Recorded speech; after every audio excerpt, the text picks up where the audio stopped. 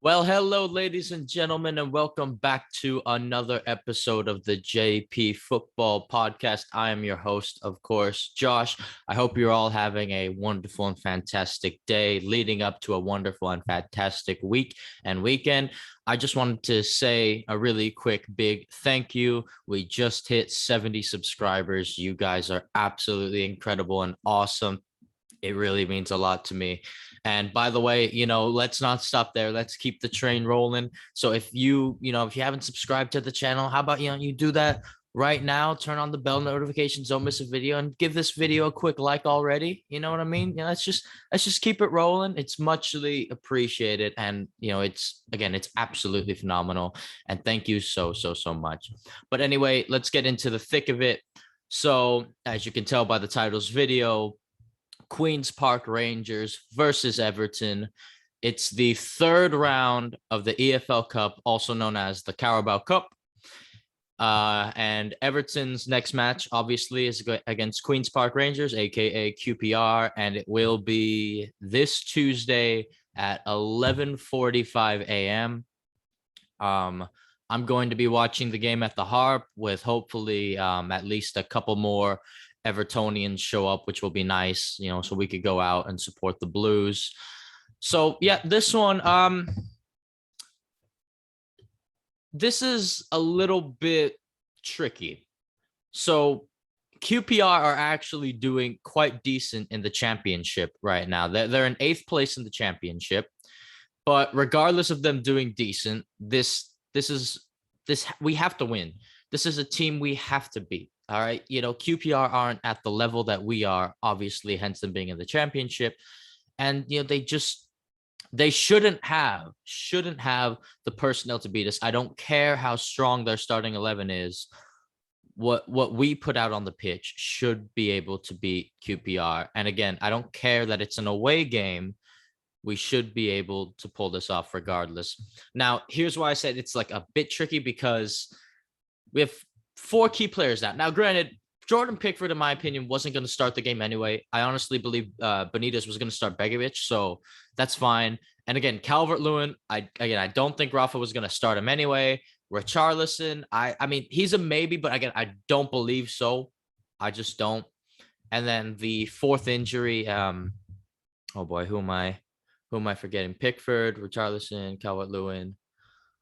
Oh man, I know some of you who know who the 4th Everton injury are like. Oh, Coleman, there we go. Coleman. Again, I don't think Coleman would have started anyway. So the 4 key players we actually have out injured were probably not going to start in this cup match, and we're probably gonna be on the bench anyway. But again, it's still a big blow because they're not going to be on the bench since they're injured. But again, we should have enough quality to beat QPR, although the defense is what I'm worried about the most. I'm really worried about the defense the most, because I don't want, if Rafa decided to put his best 11 out there on the pitch again, it would be the 11 that started against Villa the other day, which, wasn't all that fantastic, especially when we capitulated and completely fell apart after they scored the first goal. And then, in span of 9 minutes, they got 3 goals. So it's like, whoa, okay. But this is a new day. Let's forget about the Villa loss. I'm already over the Villa loss, by the way, because we need to look forward. We need to move forward, and QPR is the next target. I want to win this competition. We've never won this competition in our history. Never, ever, ever. Let's have this be the first time. And I know we say this every year. Let's have it be our year. Let's have it be this year. But honest to God, though, if Rafa Benitez wins this, his first season as Everton manager, he's going to go down as an Everton legend. I don't care what anyone says. He's going down as an Everton legend for the sole fact he actually got us a damn trophy. All right. So, and by the way, if you're an Everton fan and you're not behind Rafa Benitez, I'm not entirely too sure why, because he's been excellent so far.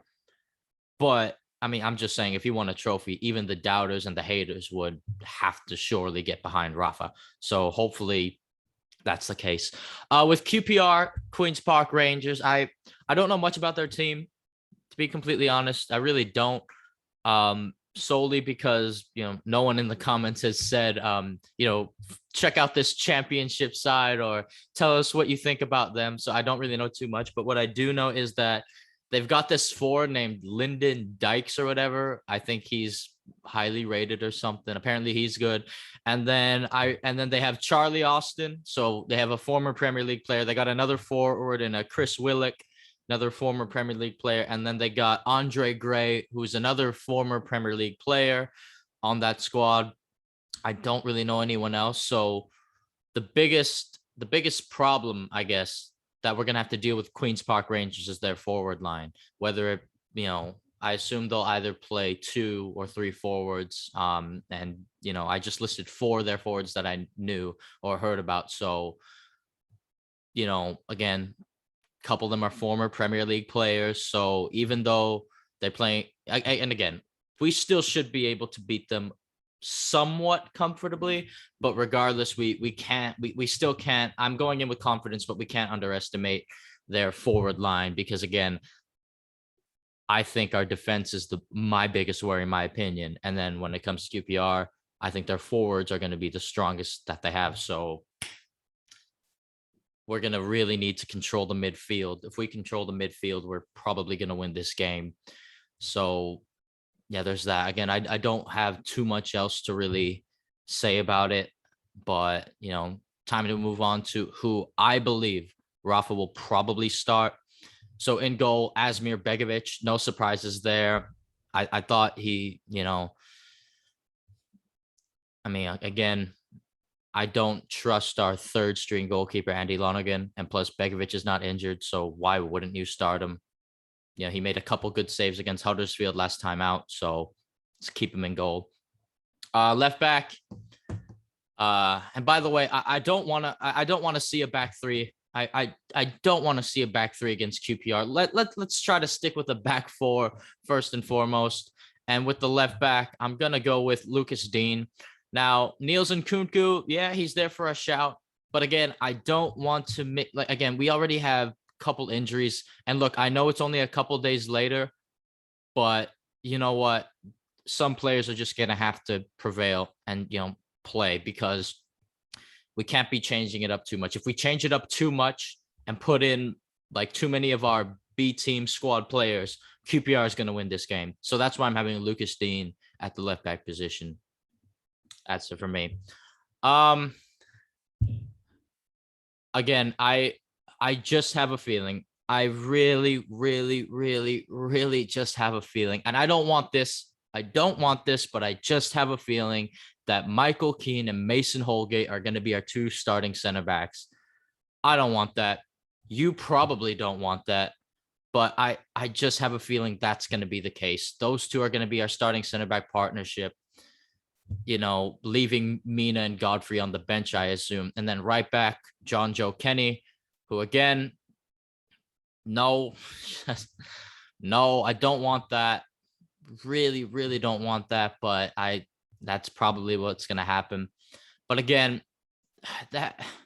if that is our defense, it should be fine. It really should be fine. But I'm always going to be a bit worried, though, because especially with John Joe Kenny. Yeah.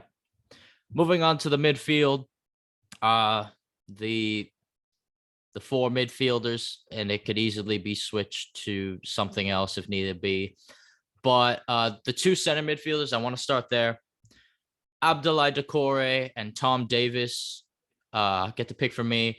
I would have said Jean-Philippe Gbamin, but he wasn't used last game or on the squad because he actually had a minor injury, but it wasn't a major injury, which is good because we don't need Gbamin getting any more major injuries, minor injuries either. But point is, it was a little bit of a minor injury. So who knows if he's recovered from it in only a couple of days? I wouldn't think so. So Doucouré and Tom Davis in the midfield, who I think will actually be fine. I think that's good. That's all right. And then right mid, Townsend. I'm gonna have to go with Andros Townsend. And then left mid, let's go with Damari Gray. again, we need those two on the pitch. We absolutely need those two to be on the pitch.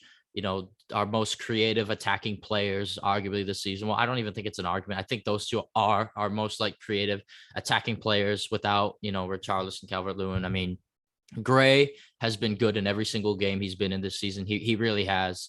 And then, Townsend, he's been good as well. So let's just keep those two in there. Let's see what they can do. And then the two forwards up top. Actually, no, we don't. Or no, actually, we'll stick with that. Two forwards up top, and again, it could the formation can be changed to 5 midfielders, and have Gray or Townsend play centrally. Two up top, Anthony Gordon and Salomon Rondon for me. And then again, if we went with like a 4-2-3-1, we could have Gordon and Gray out wide, put Townsend in the middle, or Gray and Townsend could switch between the middle and then just have Rondon as our lone forward up top. But yeah, so Anthony Gordon and Andros Townsend. Or excuse me, oh my gosh, Salomon Rondon. I thought Rondon was gonna get a start. If Calvert-Lewin wasn't injured, by the way, I think Rondon would have gotten this start regardless. Plus, Rondon, hopefully he can get more fit. He needs games like this. He needs minutes, and hopefully he can just, tear the QPR defense apart using his strength, using all that. And then Anthony Gordon, pacey, speed, get both those types of players out on the pitch, and hopefully they can cause havoc and damage. Yeah, so that's why I think Rafa will probably start. Although I will say I could also see Iwobi slotting in somewhere. Maybe Gomez will slot in somewhere. Yeah, or again, in Kuku, I could see a couple players, but that's who I think Rafa will go with. But again, wouldn't be surprised to see Iwobi up there or Gomez. But the reason why I wouldn't put them in there necessarily is because we need some fresh legs off the bench. We need some sparks off the bench, because if things go south like they were going south in the Huddersfield game, which was awful, by the way, for the most part, then we're going to need someone like Iwobi or Gomez to come off the bench, start a flame, spark, whatever you want to call it, and get us rolling. Regardless, this game better not turn into a Huddersfield game. We better have control for majority of the first half, and then we better have the majority of the control in the second half. Let's just go out and get this win at their stadium. My final score prediction: 2-0 to Everton. I think Rondon will bag his first goal, and then, well, I love Demarai Gray, so let's go with Demarai Gray. So yeah, that's gonna be all, ladies and gentlemen, for the preview for QPR versus Everton. Hopefully we can get this win, move on to the next round. And by the way, ladies and gentlemen, if you haven't liked or subscribed to the channel already, please do leave a like. It only takes a second. Subscribe if you haven't already to the channel as well. That only takes a second as well. Turn on your bell notification so you don't miss a video. Again, it really means the world to me. And please continue to spread the word about the JP Football Podcast. That would be so fantastic and awesome. Also, leave in the comments below what you think the outcome of this game will be. And as always, if there's a certain player or club you want me to talk about as well, all you got to do is leave it down in the comments with questions or whatnot. Anyways, thank you again, ladies and gentlemen, and until next time.